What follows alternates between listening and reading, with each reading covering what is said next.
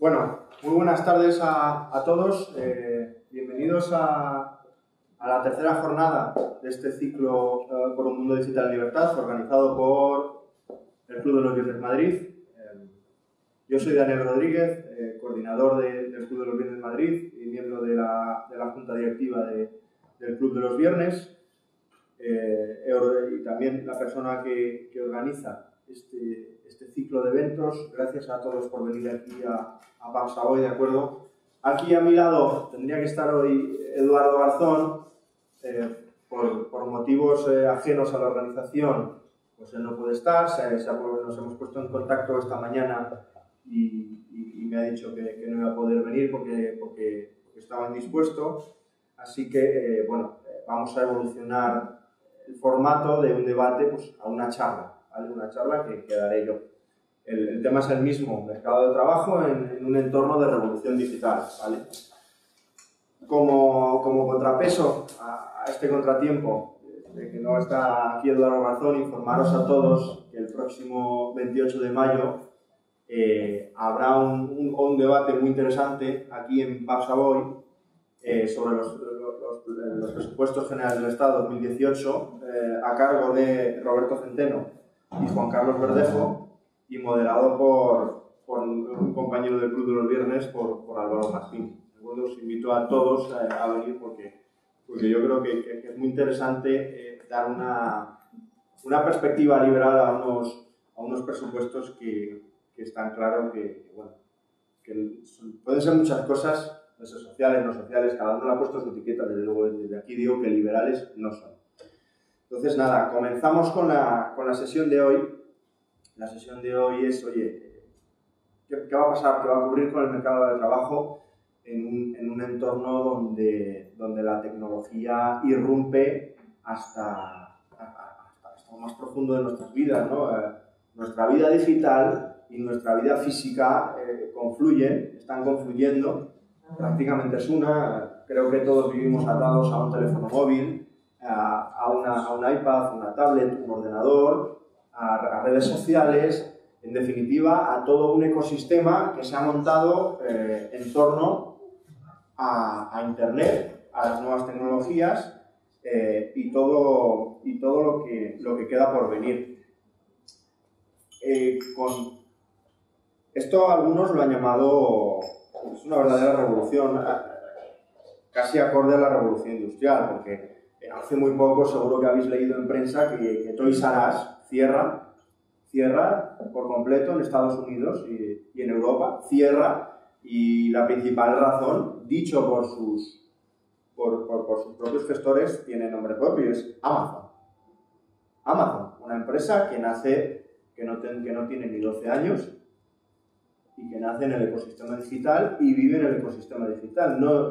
Ahora están abriendo tiendas físicas, pero creo que tienen una o dos en todo el mundo. Entonces, nace y vive en el ecosistema digital y es capaz de derrocar a grandes del sector como Toys R Us y de hacer que otros como Walmart, el sector retail es el más afectado, pues tengan que reinventarse completamente, ¿de acuerdo? Claro, entiendo que los amantes de lo público y del dinero ajeno, del dinero de nadie, mejor dicho, estén preocupados. Yo lo entiendo, que estén preocupados porque la tecnología, como veremos luego, les quita poder, les resta poder.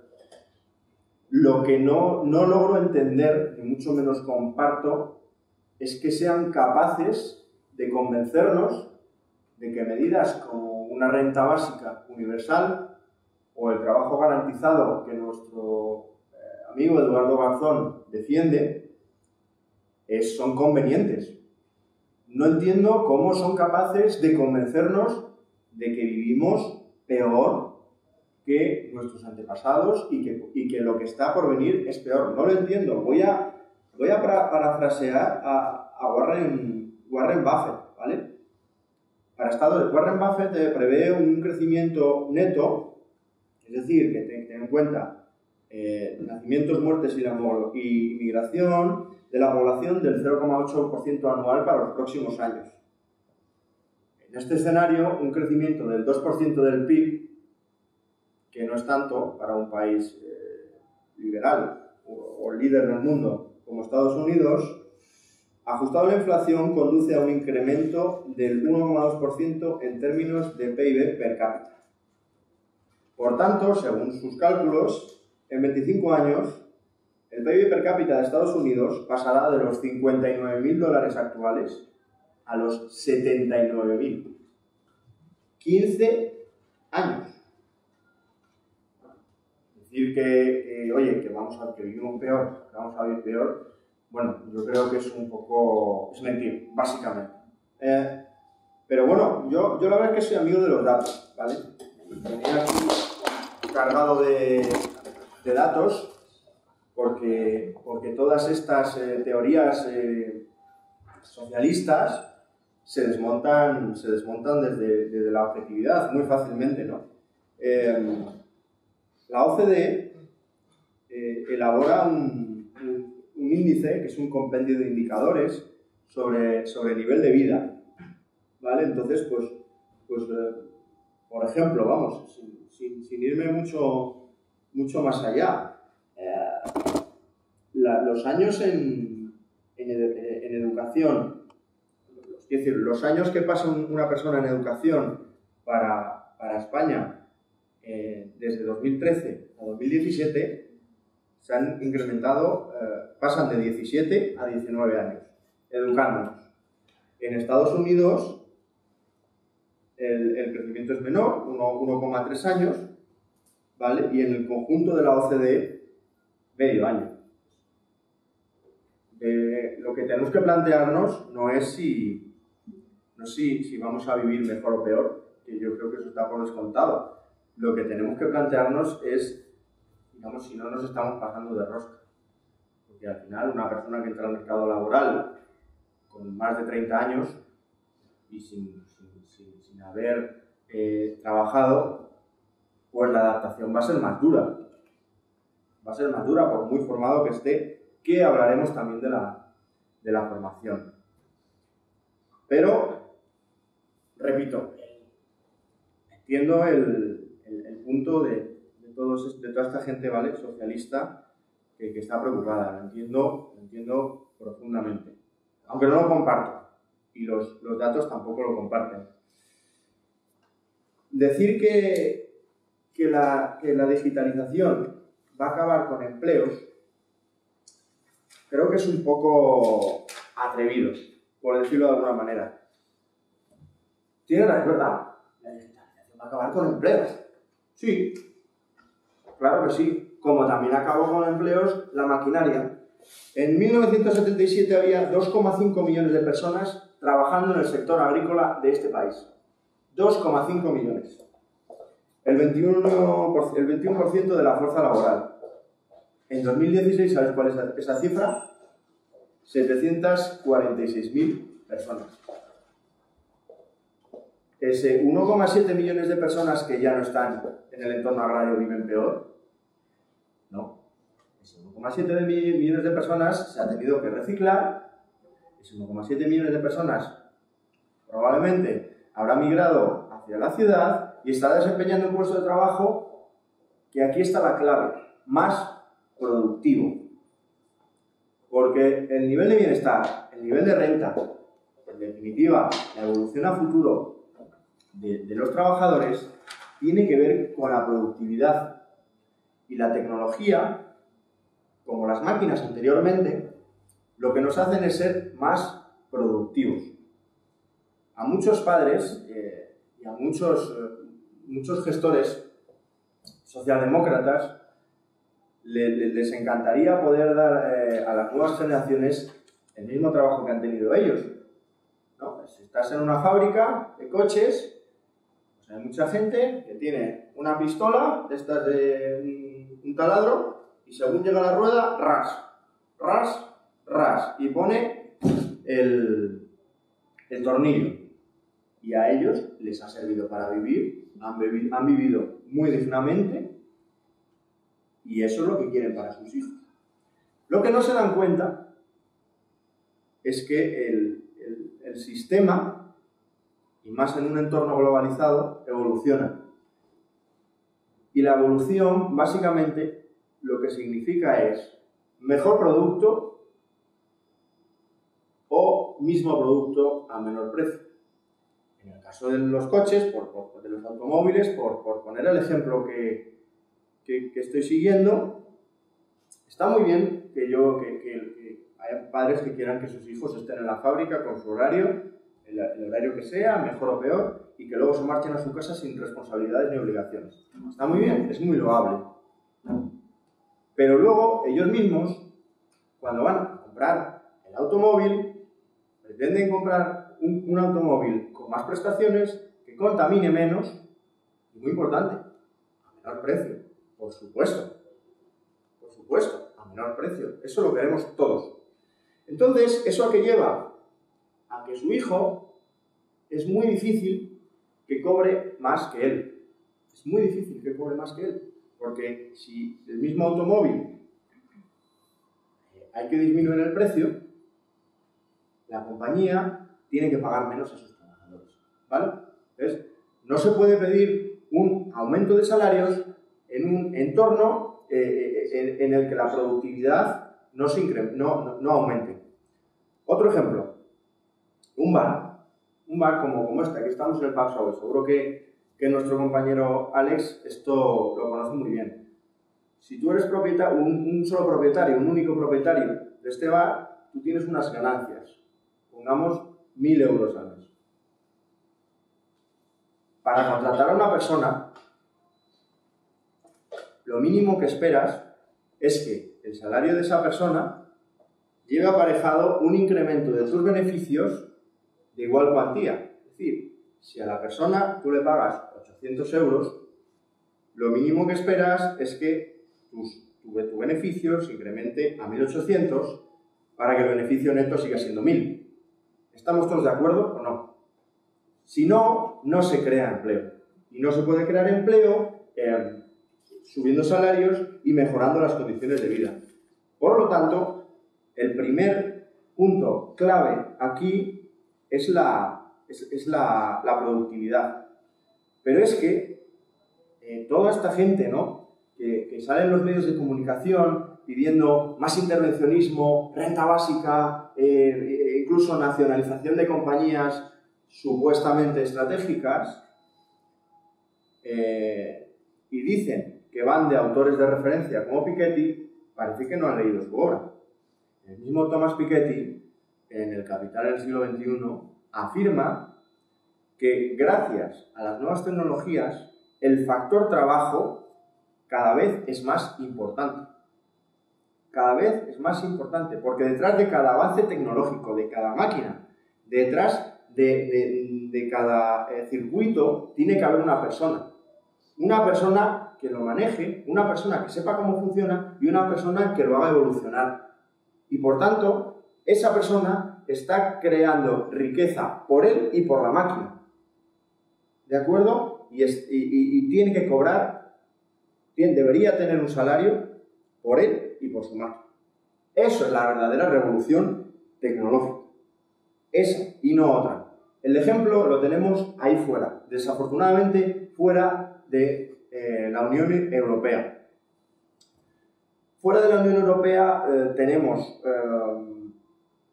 una serie de compañías que están dominando el mundo. Vosotros veis la bolsa estadounidense hace 10-15 años y estaban las petroleras, retail, textil, etc. ¿Quién está ahora? Facebook, Google, Alphabet, Amazon. En definitiva, hay unas cuantas compañías que son evidentemente tecnológicas y están dominan el mundo. Básicamente, dominan el mundo. ¿Por qué? Precisamente por el mayor miedo de los políticos. Y es que no las pueden controlar. El ecosistema digital no puede ser controlado. El ecosistema digital permite que este tipo de compañías sean mucho más rápidas que cualquier comité político montado en cualquier país del mundo, por muy eficiente que sea. No se pueden controlar estas compañías. No se pueden controlar y no se deben controlar. Lo siento, estas compañías no crean empleo. Amazon es responsable del 4,5% del e-commerce en Estados Unidos. El sector retail en Estados Unidos, en los últimos 7 años, el sector retail tradicional ha destruido 140.000 empleos. Amazon es responsable del surgimiento de 400.000 empleos en Estados Unidos, directos e indirectos. ¿Alguien me puede decir dónde está el problema? ¿Se ha destruido 140.000 empleos? Sí. Se han construido o creado 400.000 empleos. Estas compañías tienen muchas cosas en común, pero la más importante de ellas es que se basan en un modelo de negocio que no existía hace 15 años. Hace 15 años la publicidad era televisión, radio, periódicos, carteleras exteriores, etcétera, etcétera, etcétera. Ahora, a día de hoy, la gente que domina el mundo lo hace a través de publicidad digital.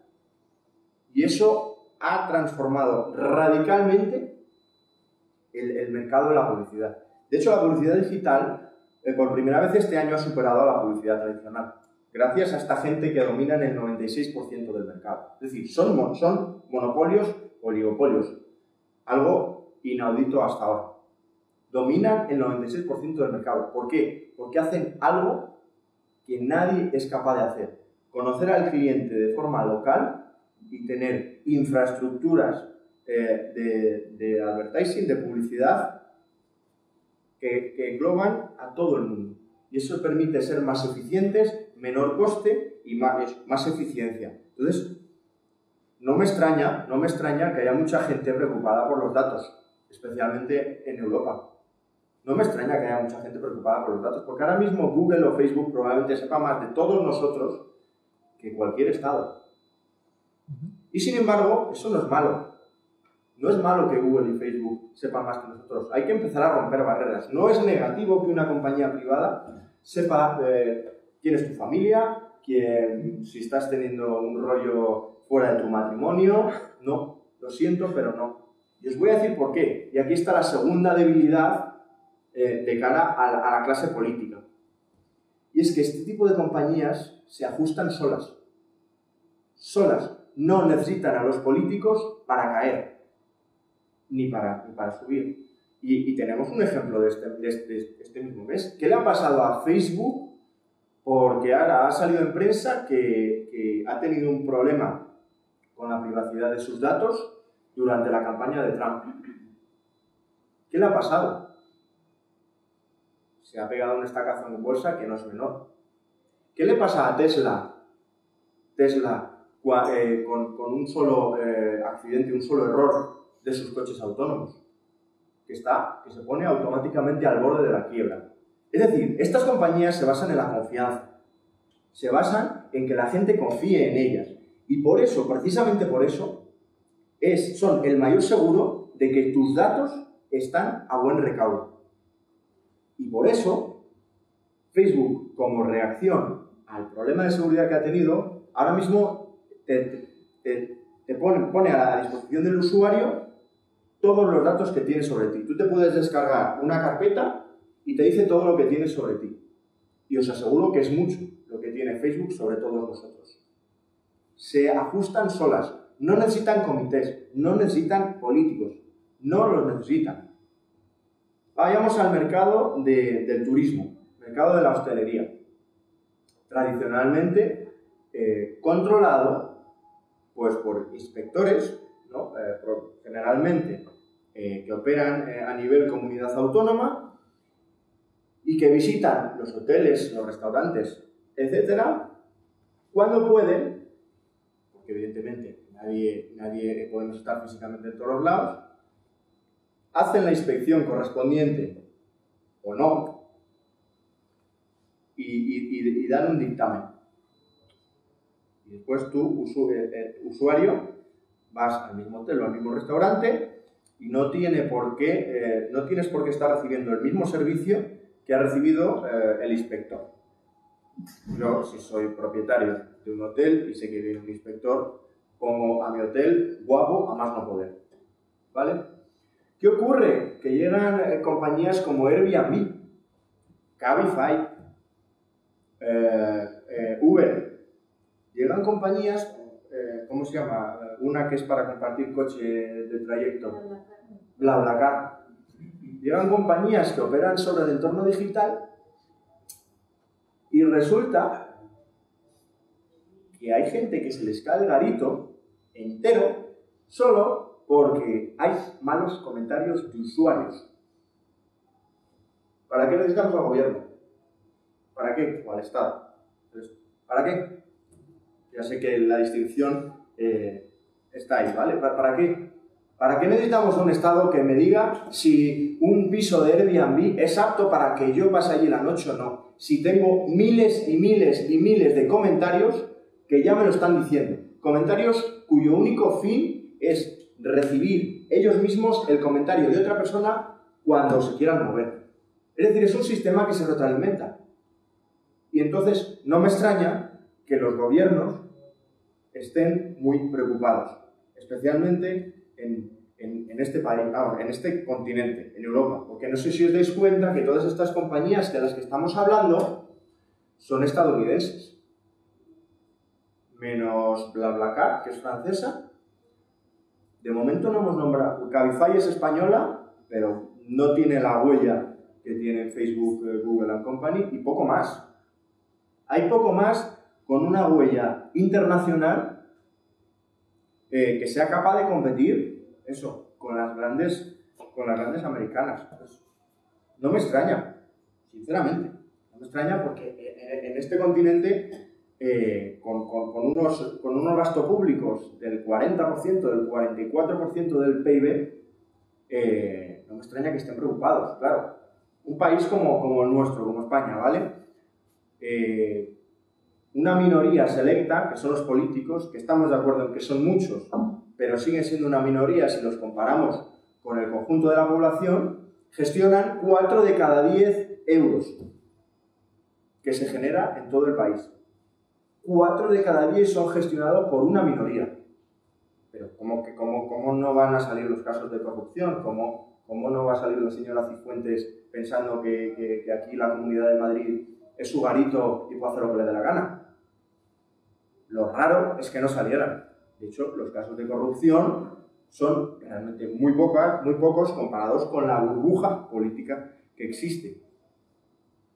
Y claro, entonces cuando vienen y me dicen, no, es que hay que controlar las fake news. ¿Cómo que hay que controlar las fake news? Ahora, las noticias falsas han existido toda la vida en todo tipo de medios, escritos, hablados, en la televisión, de toda la vida han existido las noticias falsas. Realmente lo que quieren controlar es la información que circula a través de la red, porque aquí viene la tercera debilidad del poder político ante las nuevas tecnologías, y es el acceso a la información. El acceso a la información es totalmente democrático. No conozco los datos, pero está cerca del 90% del número de personas en España que acceden y navegan por Internet. Cerca del 90%. En Europa, en total Europa, son 76-77%. Es decir, prácticamente todo el mundo navega por Internet. Y el conocimiento está en Internet. Entonces, claro, que me quiten la capacidad de decidir lo que tiene y lo que no tiene que saber y conocer un ciudadano es juez. Porque Internet es un medio abierto. Es un medio en el que, para lo bueno y para lo malo, si no publican un artículo mío en España, si me censuran en España, pues hay otro país en el que no me censuran. Y cualquier español puede acceder a la web de ese otro país. Entonces, pierden el control sobre el conocimiento. La educación deja de ser una herramienta política. Automáticamente. ¿Y cuál es la reacción? Hay que controlar las fake news. Pues muy bien, permitámoslo y acabarán controlando lo que publicamos cada uno en nuestra cuenta de Twitter, Facebook, incluso lo que nuestros teléfonos móviles tablets / televisores escuchan sobre nosotros siempre y en todo momento. Ahora mi teléfono móvil está escuchando esta charla. Si yo ahora mismo digo que voy a comprarme unas Hawkers o que voy a mirar unas Hawkers, probablemente cuando acabe y entre en internet tenga un banner de las gafas estas de sol de Hawkers. No os engañéis, eso existe. Acabarán controlando lo que hablamos, porque la tecnología les da la capacidad. Y precisamente poner toda esa capacidad en manos de una minoría es muy peligroso. Es muy peligroso porque es una minoría que además ha demostrado que eso del bien común depende de hacia dónde sople el viento. ¿De acuerdo? ¿Dónde queda España? ¿Dónde queda nuestro país en todo este entuerto? Pues me he descargado un informe de la Oficina Europea de Patentes, ¿vale? Porque otra de las cosas que siempre sale a debate y otra de las cosas que siempre hay que leer es que España no invierte lo suficiente ni más que no se apoya a los científicos españoles desde el presupuesto y que por eso, pues claro, estamos a la cola de Europa y del mundo. Entonces, como siempre, los datos no engañan, ¿vale? ¿Quiénes son los líderes del I+D en Europa? Según la Oficina de Patentes, en su informe de 2017, está Holanda, en segundo, voy a referirme a los países europeos, ¿vale? El primer puesto es Suiza, Holanda, Dinamarca, Suecia, Finlandia, Alemania, Austria, Bélgica. España ni está. Aquí hay 20 países, España ni está. Repito, Suiza, Holanda, Dinamarca, Suecia, Finlandia, Alemania, Austria y Bélgica. Muy bien, ¿cuáles son las patentes que más se hacen, ¿no? Oh, qué casualidad. Los primeros son los médicos, la tecnología médica. La segunda son las comunicaciones digitales. La tercera, la tecnología computacional. Es decir, la revolución digital tiene algo que ver con el avance tecnológico que al final tiene que verse reflejado en una patente para que sea una ventaja competitiva. ¿Y quiénes son los que hacen patentes? En Europa, en todos estos países que hemos dicho que son líderes, ¿quiénes son los que hacen patentes? Porque dices, hay que invertir más en I+D+I de forma pública. Pues no lo sé. No lo sé si hay que invertir más público o no. Lo que sí que sé es que el 69% de las patentes en el top 10 de los países vienen de las grandes empresas. El 24% de las pequeñas y de los inversores individuales y el 7% de las patentes de universidades de investigación pública. El 7%.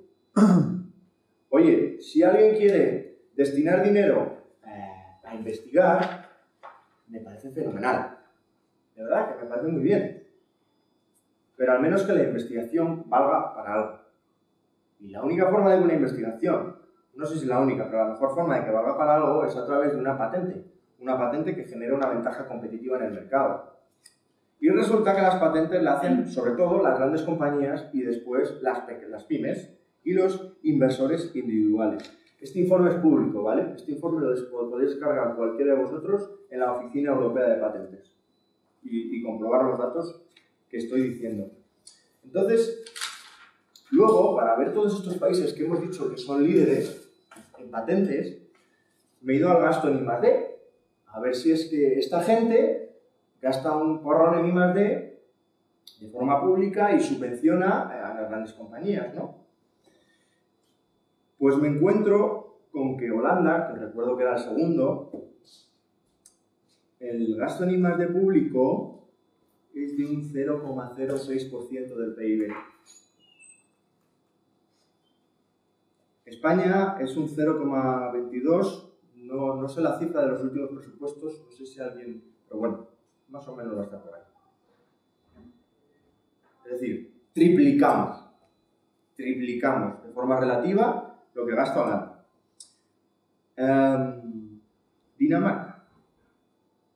Suecia, 0,11% del PIB en I+D público, I+D+I. Finlandia, lo mismo que nosotros, 0,22%. Lo mismo que nosotros, que no más, lo mismo que nosotros. Austria, 0,14%. Bélgica, más que nosotros, claro que sí, hay que parecerse a Bélgica, venga, un 0,24%. 0,02 puntos porcentuales sobre el PIB más que nosotros.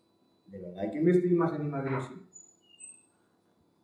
Bien, vamos al reparto del I+D+I por sectores, ¿vale?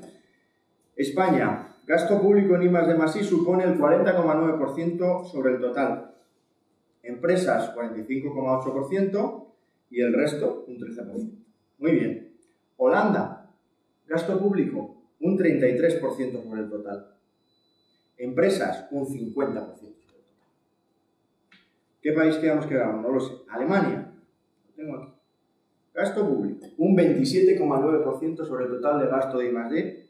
Empresas, Dios mío, un 65,6% sobre el gasto de I+D. Estos datos son de Eurostat, los podéis descargar también cuando queráis. En definitiva, que yo no sé si hay que gastar más en I+D, o lo que hay que hacer es tener empresas capaces de gastar en I+D+I.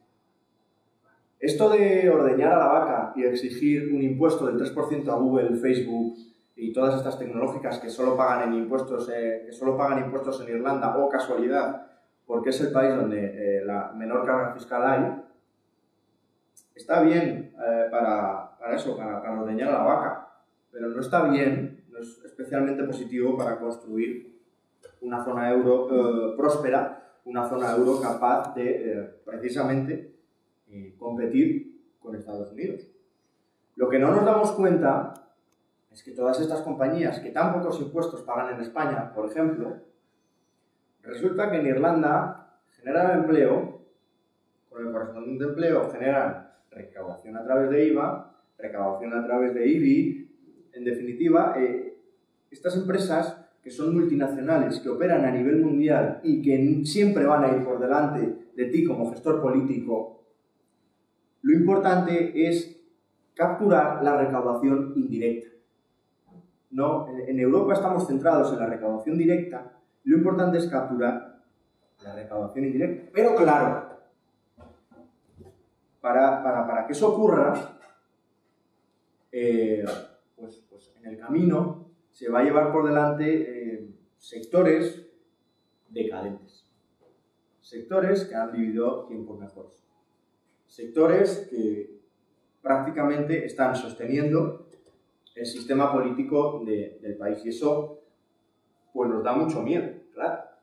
Nos da mucho miedo enfrentarnos a una realidad en la que un porcentaje muy importante de los trabajadores están sobrepagados, si lo medimos en relación a su productividad, y se tengan que enfrentar al mercado. Porque el impacto a corto plazo puede ser relevante. Lo que no nos damos cuenta es que cada vez que imprimimos dinero a través del Banco Central Europeo, cada vez que incrementamos el gasto público, los presupuestos de este año lo incrementan un 1,6%, cada vez que otorgamos una subvención a un sector obsoleto, estamos añadiendo un poquito de tierra a una tumba que ya está prácticamente acabada. Se nos está acabando el modelo de crecimiento a través de deuda. La productividad marginal de la deuda, que básicamente lo que viene siendo es qué PIB adicional es capaz de generar un euro más de deuda, es decreciente. En países como Italia es negativa. ¿Qué significa que la productividad marginal sea negativa? Que un euro más de deuda en países como Italia está destruyendo actividad económica. Esto tiene un nombre en economía y se llama efecto crowding out. Y es que la inversión pública ahuyenta a inversores privados y a gente que pretende desarrollar actividades privadas y destruye actividad privada. Porque los recursos son muy limitados. Por mucho que alguno se esfuerce, los recursos son limitados. Incluso el dinero. Imprimir dinero tiene consecuencias. Tiene consecuencias en inflación. Quien lo niegue, pues le invito a ir a Latinoamérica. No voy a entrar en el caso venezolano porque aquí tenemos gente que lo conoce muy bien. Lo único que voy a decir es que la última gran medida de nuestro amigo Maduro fue quitarle 3 ceros a su moneda. Muy intelectual, ¿no? Pero da igual, en Colombia han tenido un pico de inflación hace 1 año y medio del 10,7% ante un incremento de la masa monetaria. En México tampoco son capaces de controlar la inflación.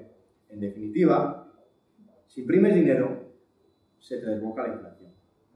¿Qué ocurre?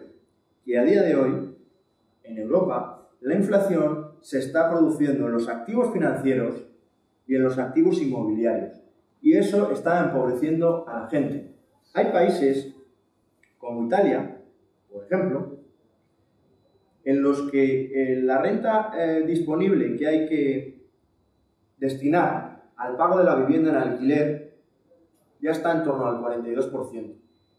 Y eso no es debido a Airbnb, a los alquileres turísticos y a todas estas patrañas que nos intentan vender en la prensa. No, lo siento, pero no. Airbnb y todas estas patrañas que nos intentan vender en la prensa abarata el mercado turístico, pero no encarece el mercado residencial. Lo que encarece el mercado residencial es, 1, las licencias de construcción, 2, el dinero barato. El dinero barato. Y esto no me lo invento yo. Esto lo dijo el expresidente de la FED cuando lanzaron el primer QE. El expresidente de la FED dijo claramente que el primer QE iba orientado a que se produjera un efecto de ilusión monetaria en el país y con eso la gente creyera que tenía más dinero, más activos de lo que realmente tenía, la economía se reactivará y la rueda empezase a girar y después retirarían los estímulos. Esto ocurrió en el año 2008, 2009. Estamos en 2018. Llevamos 10 años con políticas monetarias no convencionales. Que alguien me diga qué parte del no convencional está ahí. Tengo aquí datos de lo que os comentaba, ¿vale? De cuánto supone el porcentaje de renta la vivienda. La verdad es que, no sé, si queréis acudimos a los datos, yo creo que no es relevante, ¿vale? O sea, sí es relevante, pero no merece la pena perder mucho tiempo en ver datos concretos. Lo estamos viendo en Madrid, en un año se ha encarecido la vivienda un 25% y el alquiler está disparado. Es una realidad, ¿vale? Entonces, claro, ¿cómo no van a surgir los populismos? ¿Cómo no van a venir, no vaya a llegar en Italia unas elecciones y ganar el Movimiento 5 Estrellas y la Liga Norte? Los dos antieuropeístas. ¿El problema es el euro? No. El problema no es el euro ni el problema es el Banco Central Europeo. El problema son todas estas políticas de patada hacia adelante, de más deuda, de tengo un problema de deuda pero voy a gastar más. Y sobre todo, el problema es la burocracia que tenemos montada y que nos impide que todas estas compañías de las que hemos hablado y que están creando empleo, que están creando actividad económica en Estados Unidos y pagando impuestos en Estados Unidos, no tienen, es muy difícil que se creen en España. Si a eso le juntamos con un sistema educativo en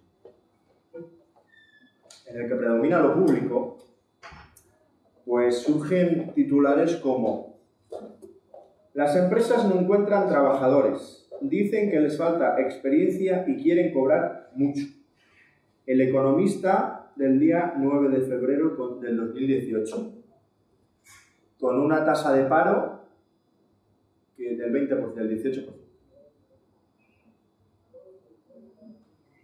El 56,6% de las compañías dicen tener problemas para cubrir sus vacantes, según un estudio elaborado por Infoempleo y ADEC.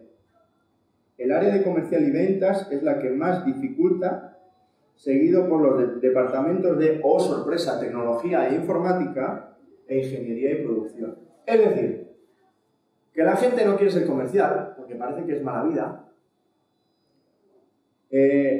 no tiene una preparación adecuada para la tecnología y la información, porque yo creo que todo el mundo nos gustaría ser capaces de ser una cabecilla informática, y la ingeniería y la producción.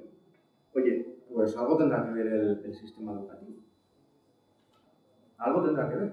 Digo yo, un sistema educativo que lo que nos dice es: te voy a dar títulos al peso, muy difíciles y muy complicados de sacar, que te exigen muchas horas, mucho esfuerzo, mucho compromiso y mucho sacrificio, pero no te prepara para el mercado laboral. Porque, repito, la información está en Google. Los departamentos de las grandes consultoras de este país, la mayoría de grandes expertos sobre cualquier tema, consiguen una parte muy importante de su información en Google, en Twitter y en Facebook. El conocimiento está ahí. En los másters te haces buenas relaciones, yo no digo que no generan valor, pero el conocimiento está en Internet. Y esto nuestro sistema educativo no lo recoge. No lo recoge. Es así, pero no lo recoge. Repito, una noticia del 9 de febrero de este año. 25 del 4 del 2017. La falta de cualificación deja sin cubrir 1 millón de empleos en la Unión Europea. Básicamente lo mismo. ¿De verdad la tecnología destruye empleo? ¿De verdad la revolución digital destruye empleo? Yo no lo creo. Yo lo que creo que destruye empleo son las políticas inmovilistas de mantenimiento de sectores obsoletos y poco productivos, y de un sistema político que al final han creado su garito y se creen que esto es suyo. Las cifras están ahí. Randstad llegó a publicar un informe en el que cifra en 1.250.000 empleos creados en este país, en España, la mitad del paro que hemos tenido en nuestros peores años, 2010-2011. La mitad de los 5 millones de parados, perdón, de los 2,5 millones de parados, los puede crear solo la tecnología. Solo la tecnología puede crear 1.250.000 empleos. ¿Cómo? Big Data, programación, desarrollo de hardware y software, redes. Solo la tecnología puede crearlo. Y entonces, claro, nosotros como somos muy inteligentes, creemos que no lo necesitamos, que lo importante es seguir invirtiendo de forma pública, haciendo carreteras y gastando en AVE y no sé muy bien en qué, ¿de acuerdo? Y llegamos a una situación en el que ocupamos el puesto número 14 de la Unión Europea en términos de un índice que desarrollan para medir la economía digital y la sociedad digital, ¿vale? Se llama DESI, lo podéis encontrar también en el portal de la Comisión Europea, y mide la conectividad, el grado de desarrollo de la conectividad, el grado de desarrollo del capital humano, el uso de Internet, la integración de tecnologías digitales, sobre todo en las operaciones de las empresas, y cómo los servicios digitales están inmiscuidos en el servicio público. Bien, España, repito, puesto número 14. ¿Quiénes son los primeros? ¿Quiénes lideran este ranking? ¡Oh, sorpresa! Dinamarca, Finlandia, Suecia y Holanda. ¿Quiénes hacían más patentes? Espera, que voy a volver a buscar el informe, que ya no sé dónde lo he dejado.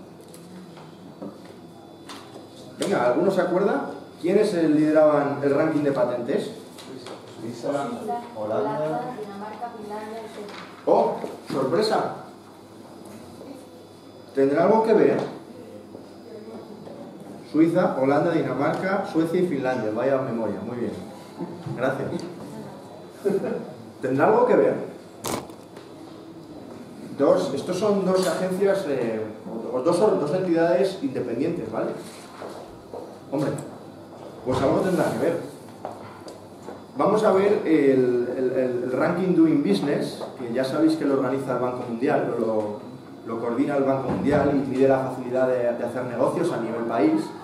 Vamos a ver dónde estamos en cada país. Muy bien. Dinamarca, puesto número 3. Finlandia, puesto número 13. Holanda, puesto número 10. Perdón, Suecia, puesto número 10. Holanda, puesto número 34. España, puesto número 28. Índice de Libertad Económica, coordinado por la Fundación Heritage, que mide eso, qué facilidad tienes para abrir negocio, cuánto te cuesta la electricidad, cuáles son los trámites burocráticos, etcétera, etcétera, etcétera. Dinamarca, puesto número 18. Finlandia, puesto número 24. Holanda, puesto número 19. Perdón, Suecia, que siempre me lo paso, puesto número 19. Holanda, puesto número 15. España, puesto número 69. Pero hay que gastar más, hay que crear nuevos comités y hay que regular más la economía digital. Estas son las cifras, no engañen. Da igual que sea una entidad privada, una entidad más bien tirando a liberal, como la Fundación Heritage, que el Banco Mundial, que yo creo que de liberal tiene poco, que la OCDE, por otro lado, y que publicó precisamente ayer o antes de ayer también un informe en el que hablaba de todo esto que estamos hablando. Hablaba de las tecnologías capaces de transformar economías y los trabajos del futuro. ¿Qué hay aquí? Está la inteligencia artificial, está Big Data y está Blockchain. Blockchain, en el que me voy a parar porque es una tecnología, ofrece unas capacidades que suponen el mayor agujero y el mayor riesgo para la clase política de este país y del mundo entero. Ya hemos hablado de los tres primeros. El blockchain es el cuarto y el más importante. Blockchain, para los que no lo conozcan, es una tecnología que lo que crea es redes distribuidas de datos, ¿vale? Es decir, es una especie de libro de contabilidad en el que todos y cada uno de sus usuarios son capaces de hacer anotaciones. Esa anotación se libera a través del sistema y queda reflejada en todas las computadoras, en todas las unidades computacionales del sistema, ¿vale? Entonces, no se puede borrar. Para borrar un registro blockchain, todos los elementos del sistema tienen que estar de acuerdo. Es decir, blockchain no se puede transgiversar. A día de hoy es imposible. A lo mejor encuentra la forma, pero a día de hoy es imposible. Blockchain, además, es la tecnología más democrática que existe, porque cada ordenador, cada persona es un voto, un palito, punto. No hay ni grandes ni pequeños, ni mejores ni peores, no. Es la tecnología más democrática que existe. Y blockchain, precisamente porque no se puede borrar, no se puede adulterar, podría suponer automáticamente hacer votaciones, referéndum, esta palabra que tan de moda está, referéndum totalmente limpio sobre cualquier cosa, cualquier asunto de la vida pública en un chas. Lanzamiento de pregunta por parte del gestor público votación a cargo de todos, de un 98% de la población. Otra cosa es que queramos o no, pero es capaz. ¿Qué está ocurriendo? Que no les interesa. ¿Cuál es, digamos, el producto comercial más conocido de blockchain? Que soporta la tecnología blockchain, Bitcoin. Bitcoin es capaz, bueno, Bitcoin y todas las criptomonedas, es capaz de romper el monopolio que tienen los gestores públicos sobre la emisión de moneda. Una tecnología llamada blockchain es capaz de romper el monopolio público en la emisión de moneda, que es una de sus herramientas más potentes de política, y es capaz de generar referéndum y opiniones con un grado de certeza muy elevado y de forma muy rápida, sin capacidad para transformar o inferir en las opiniones de la gente. ¿Cómo no van a ir a por blockchain? ¿Cómo van a estar de acuerdo con el Bitcoin como moneda como una moneda normal? Es imposible que estén de acuerdo. A día de hoy, el Bitcoin es un activo financiero y el Bitcoin va a seguir siendo un activo financiero por mucho tiempo si no desaparece antes. Porque otra cosa que tienen todas estas compañías y tecnologías en común, y con esto ya acabo, es que igual que vienen se van. Porque dependen de la confianza de la gente. El día en que la gente deje de confiar en la tecnología blockchain, Bitcoin automáticamente lleva un valor cero, porque el valor intrínseco de blockchain es la confianza. No es cero, pero es la confianza, y la confianza se pierde con mucha facilidad. El día en que la gente perciba que sus datos en Facebook no están seguros y que Facebook está haciendo un uso irresponsable de sus datos, Facebook caerá. Caerá, como ha caído Nokia. Nokia, el fabricante de dispositivos móviles, que hace 10 años era el número 1 del mercado mundial, con cuotas de mercado del 70 al 80%, cayó precisamente por un fallo de confianza.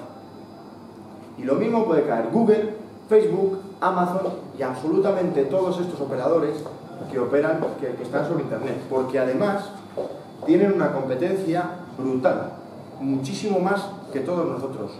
Comcast, el operador de telecomunicaciones norteamericano, líder en el negocio de la televisión de pago y la banda ancha fija norteamericana, se ha gastado una millonada en comprar Yahoo, en comprar toda una serie de empresas para competir con Google y con Facebook en el entorno digital, en el mercado de la publicidad digital.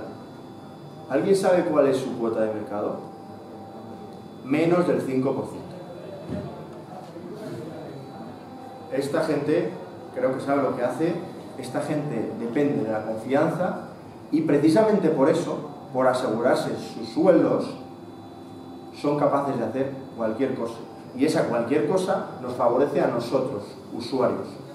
¿Por qué? Porque la alternativa es que el que se tenga que asegurar el sueldo sea el político. Y para asegurarse el sueldo del político, lo que estamos viendo es que se legisla a favor de minorías, que les voten y que les aseguren el sueldo, y en contra de mayorías. Así que, nada, muchas gracias, espero que os haya servido. Ahora vamos a abrir un turno de preguntas, de debate entre nosotros, y a los que están ahí al otro lado de la cámara, os recuerdo el 28 de mayo, que estarán aquí en Babsa hoy, Roberto Centeno, Juan Carlos Verdejo y Álvaro Martín, hablando sobre los presupuestos generales del Estado. Gracias y hasta la próxima.